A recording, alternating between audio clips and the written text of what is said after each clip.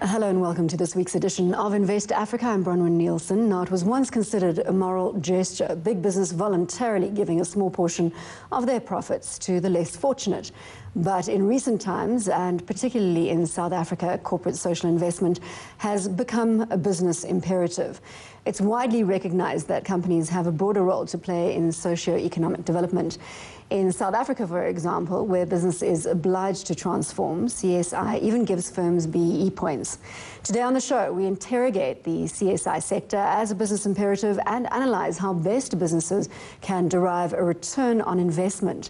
But before we get into the discussion, let's first see a report filed by Philani Nyanglunga. There are a lot of social needs facing our continent. Big businesses use CSI as a way of giving back and making a difference, usually by supporting projects that benefit disadvantaged sectors of our society. We're still seeing, in terms of the data that's coming out through research beyond the JSE, such as that of IRAS, the Integrated Reporting and Assurance Services that was released just recently, that most of the money still goes towards education, but that there are a number of areas that are underutilized, things like arts and culture and so on. But part of the problem and the difficulty is that companies don't necessarily report in as much detail as necessary to really glean the trends and to see the impact. A lot of companies do report on the amounts of money that they spend and typically what it goes towards, but the detail is still difficult to get behind. In South Africa, companies such as Old Mutual team up with non-profit organizations like Umlambo Foundation to align and manage their social investments. It is very important for any NGO or any organization within the civil society movement to ensure that their area of focus is there to enhance the policy stipulations of the government, be it in education, be it in the health sector, and so forth. So ours is to say we do not necessarily exist as an end by itself, but as a means to enhance the programs of the government. A beneficiary of the Old Mutual CSI is the Butlebemfundo Secondary School in Tsakani.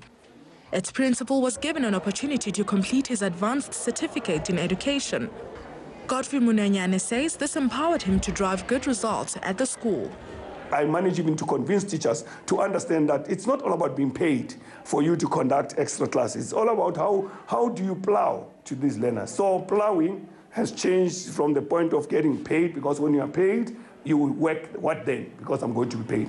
Then the following year, which is 2011, our results went up again. We had 83%. 2012, our results went up to 93.5%. It's important that CSI is not just lip service, and while companies exist to pursue profits, they must also be able to advance the interest of society as a whole. Unfortunately, there are still some places where people have the view that, you know, it's the job of government to take care of the community.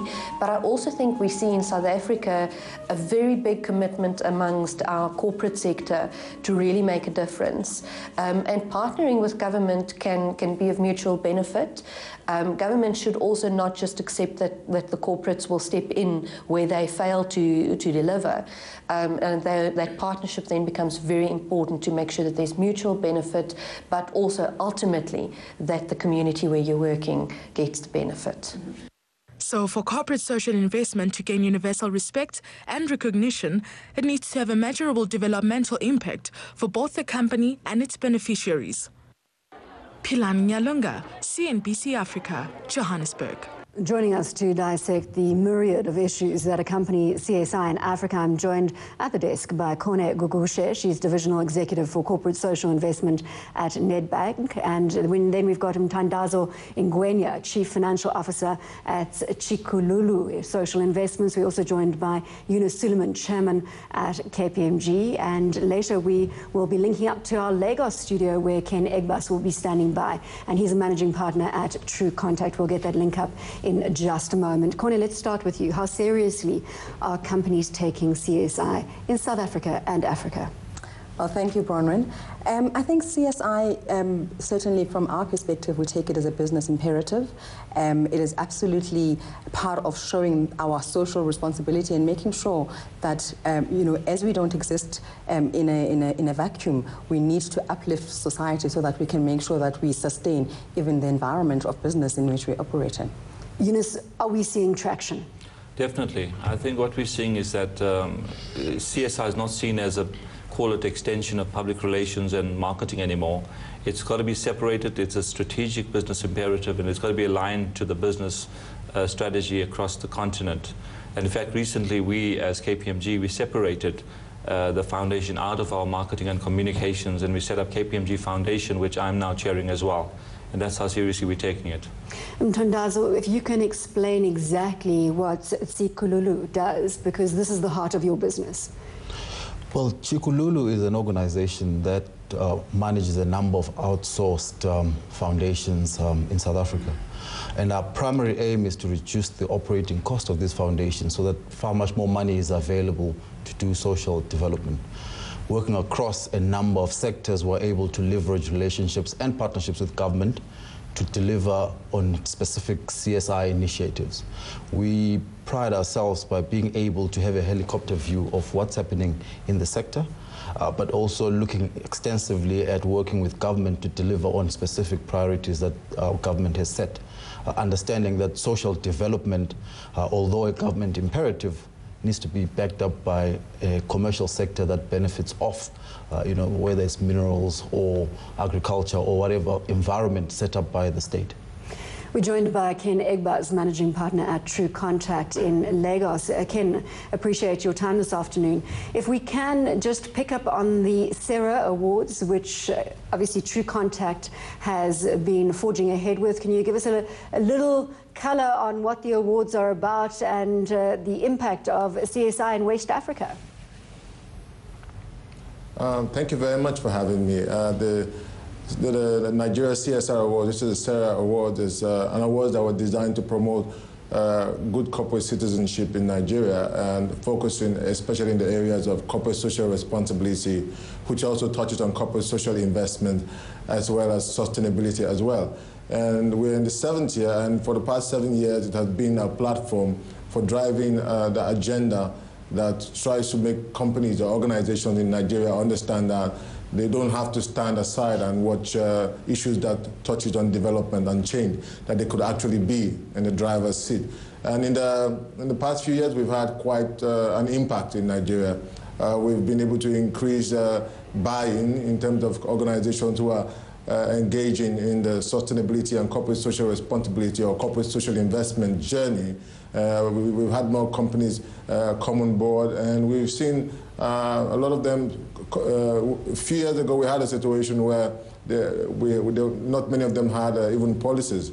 But if you look down the road now, 7 years down the line, when we started in 2006, we had about Nigeria's leading 100 companies spending as much as perhaps 200 million naira on CSR as a whole. When you look at the figures we got last year, you look at investment in that area that has gone up to almost $125 million, which is close to 20 billion naira for a reporting year. I think that showed the level of interest that companies in Nigeria are beginning to show in issues that have to do with corporate social responsibility or corporate social investment. Eunice, I want to come back to you.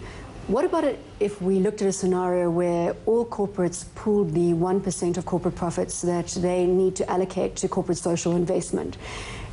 Perhaps similar to what has happened on the National Education Collaboration Trust, which was recently launched. Your thoughts on that? I think that's an excellent initiative to consolidate our investment. What we have found is that companies do things in a very fragmented way. Now, if you look at education, it's receiving the greatest attention, and billions of rands have been spent on education, but it's not consolidated. So I think what Sizwe Nkosana's, let's call it, initiative, together with business leadership and the government, recently launched, is essentially to pool those funds and to then select certain districts in which those funds will be spent. So in that way, you uplift the entire district. You could find situations where individual schools have more than one company come and support them, whereas in this case, that could be avoided. So the consolidation of funds, and this is starting off with about 500 million, of which 300 million is coming from government, and the 200 is being raised from the private sector. But I mean, I think that that sort of initiative is something we should extrapolate across the continent and to ensure there is no wasted funds. Mtandazo and Kone, you're both agreeing, you're nodding furiously there. Mtandazo, what do you think the viability of that project is? It is about strength in numbers, and surely this is one arena that we should have pooled already. I would say, as an organization, we've been involved in the setting up of the trust. And we value that collaboration across sectors. It's true that spending in a disparate manner reduces impact. And a lot of the organizations that are contributing towards social investment are looking at impact. You know, where is the money going? Is it making a real difference on the ground? And to write a check here and there does not give us that sustainable impact. And then coupled with that is the alignment of the spend with priorities that the state has set. You know, you look at a different school in a different community, what is the Department of Education's plan for that particular district, and aligning social activities with those plans. Ken, coming back to you, just looking at the fact that in 2007 we saw ₦1 billion being allocated to corporate social investment. 2013, right about 23 billion naira. So huge amount of energy and money being put behind corporate social initiatives. That aggressive growth, do you think we're going to continue seeing stats of that nature? I think that we also have a similar problem here in Nigeria, where we have a lot of investment coming in because companies are seeing it more like, okay, company A is doing that, so we have to do it.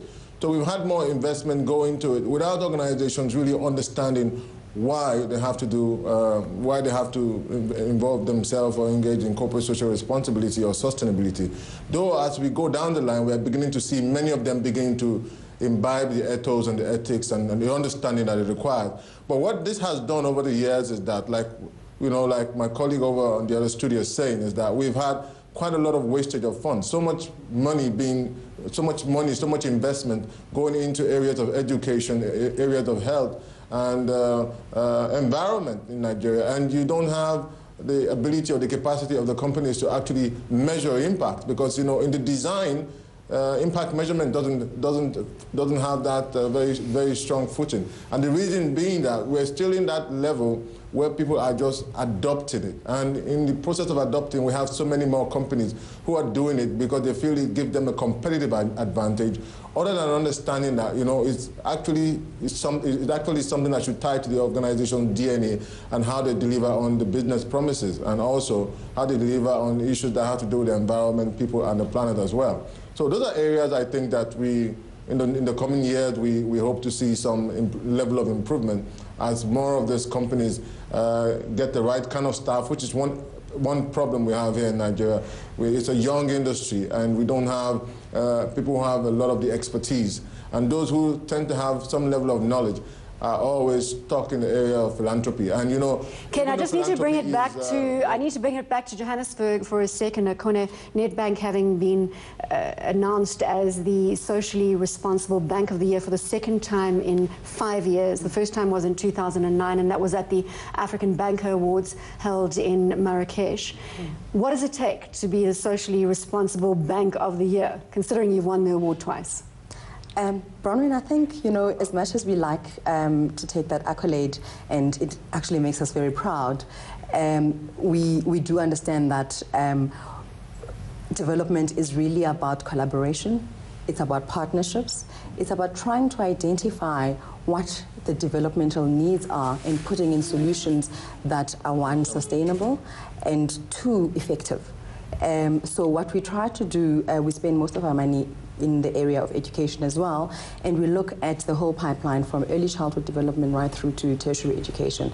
And we also then look at what makes effective schooling system, what makes an effective school, and try and address all the different areas. So we try to integrate our interventions and make them holistic. And we also just span across a wider variety of needs, because we understand that South Africa, or the country and the context that we are dealing with, has various needs. We're taking a short break. We are saying goodbye to our Lagos guest, Kone Gugushe, Managing Partner at True Contact. Thanks so much for your time, sir.